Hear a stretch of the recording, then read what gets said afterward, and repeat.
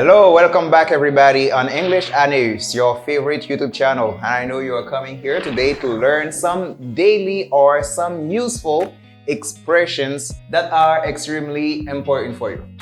We say expressions in English. M konnen expression sa yo son se de bagay en pile nan nou pa konnen yo parce que nou pa habitué tande ti moun ap répéter yo, nou pa habitué tande yo nan se de conversation chaque jour. Mais sou besoin gen yon anglais qui vraiment sophistiqué comme son anglais côté ou ka impressionner moun, li important pour qu'on connaisse genre d'expression ça yo guys. On va aller rapide avec nous pour que nous capable apprendre yo avec moi tout de suite. Here we have the first one, we have back to the drawing board.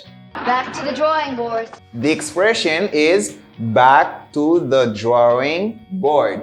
Nobody do back to the drawing board. Qui ça veut dire exactement, guys? Lorsque on back to the drawing board, that means you start at the starting point, or you just restart at the starting point. C'est lorsque vous recommencez de rien, ou du moins si vous recommencez from scratch, nobody de à zéro. Comme si on bagay ko ta fait, par contre si c'est échoué là-dedans ou bien ou vinn sans sou brouille là-dedans, ou dit ah, bon recommencer. All right? Now if you restart or you start over, you could use the expression back to the drawing board. Back to the drawing board, c'est ça nous relait recommencer. The number 2, we have elephant in the room. Elephant in the room? Elephant in the room. What does that mean? Elephant in the room. Est-ce que son éléphant qui gagne dans chambre nan vraiment? Pas vraiment. L'autre expression ça qui c'est elephant in the room, ça veut dire gagne une situation qui peut être très claire, mais pièce moun pa vle parler de li. Tout moun a ignoré. Par contre pour qui ça? Mais tout moun pa vle parler de li. You say an obvious problem or issue that everybody ignores. Par exemple, ou rentre dans classe et puis ouais professeur a vini, des pantalons ta mouillé. Et puis tout moun ka ouais des pantalons professeur a mouillé, mais pièce moun pa vle parler parce que si yo parler peut-être you can never professeur et puis tout le monde pas parler. Now you can look your friend say, oh man, there's an elephant in the room. There is an elephant in the room. C'est son bagay qui clair, yon problème généralement, mais pièce monde pas vle parler de li. Here we have the number 3. Say out of the blue. Out of the blue. Out of the blue. What does that mean? Out of the blue. Là, parler de out of the blue, c'est lorsqu'on bagay rive sans qu'on pas même qu'on côté sorti. On bagay qui fait de façon inattendue, alright? If something happens out of the blue, you say it happened unexpectedly. When I say unexpectedly, that means you didn't think of it. Ou pas même penser à elle, et puis boom, on bagay rive. And the number 4, we have playing with fire. Playing with fire.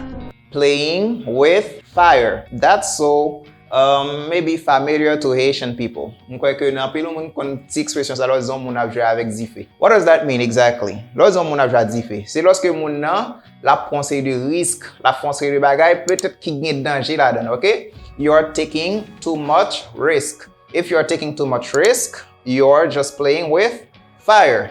Par exemple, ou son ti moun l'école, ou toujours ap rater jour l'école, ou toujours ap rater classe, ou sauter classe. Même si gen l'école ou pas vle aller, mais zan moun ka zou, ah, moi jwa di fe, pral gen examen, oui. Now, if you're playing with fire, ou ap pran en pile vie décision qui pas bon pour à l'avenir. Playing with fire, ou ap jwa di fe.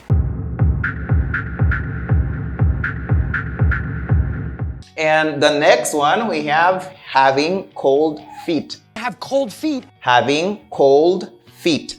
Nobody having cold feet. Est-ce que c'est pied moun nan ki fret? Ba quoi ça non? Pied moun nan pa fret. Pour dire moun gen sacré les je ne dis having cold feet, lorsque moun nan non ti jan hésitant, comme si moun nan malgré gan vi fon bagay oui, mais la hésite il pa vle faire, soit gon ti stress k'ap krasé li peur. For example, you see a girl and that girl is so stunning or that girl is so attractive. You want to talk to her, but you're just afraid. If you're afraid, now you can say, oh man, you just got a cold feet. If you get a cold feet, ça veut dire ou on ti jan hésitant ou pas vle parler avec moun ou pas vle foncer de bagay parce que ou stressé ou bien ou juste peur.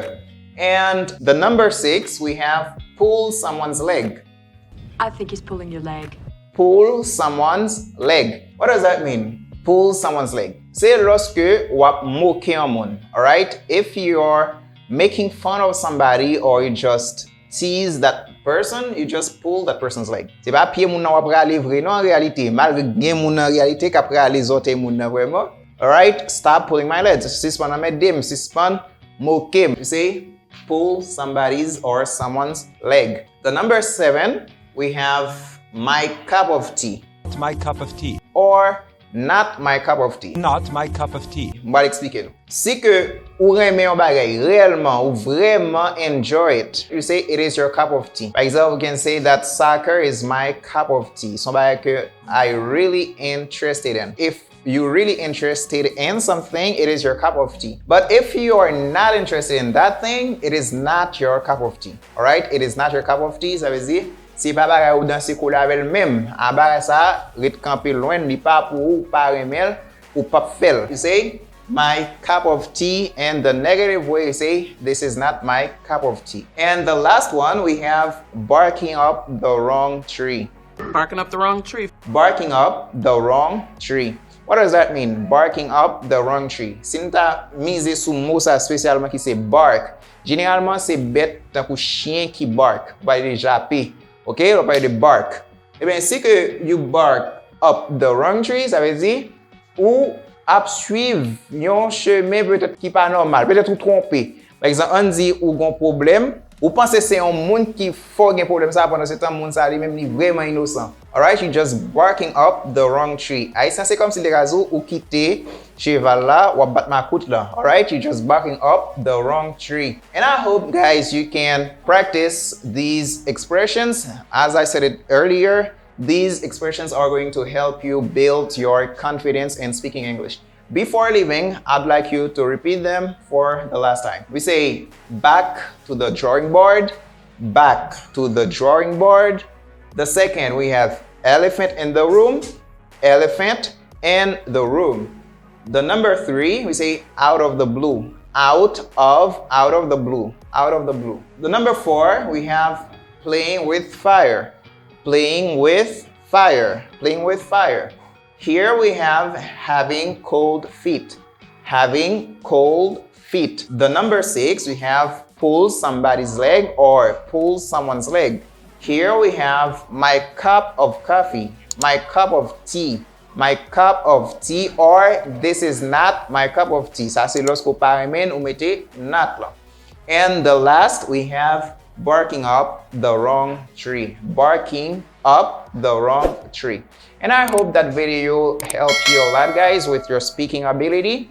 If you really enjoy this lesson, please give it a thumbs up and share it to your friends and family. And I hope to see you in the next one.